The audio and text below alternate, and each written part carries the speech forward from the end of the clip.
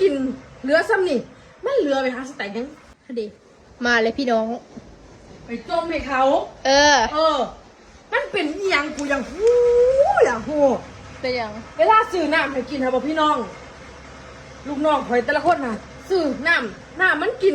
เหลือซ้ำนี่มันเหลือไปหาสแต็กยังเปล่ายกให้มันเบิดขนาดแล้วมันก็ตั้งไว้แล้วมันก็พักกันย่างไปแล้วมันก็มาหยิบเอาอันใหม่มันเป็นอย่างสี่แล้วเขาอยากซื้อน้ำให้มันกินบันนี้ซื้อโต๊ะมาโต๊ะกินเขาซื้อโต๊ะกินเขามาหรือก็มานั่งเตียงพอซื้อเตียงมาใหม่บันนี้ค่ะนั่งเตียงแล้วบ้านพ่อเท่าไหร่ลูกน้องไงเตียงบอกว่านางพื้นปล่อยเขาพออารมณ์ดีแล้วก็หาให้เขากินไหมให้เขาสแต็กคือเก่าแหละพี่น้องไปแล้วเป็นสี่หามาได้หน่อยชื่อหนึ่งก็ทราบว่าหัวบอลมาจากไหนมันบอกว่าระยะปล่อยแล้วจมเดี๋ยวเราเมื่อยแล้วก็เศร้าเอง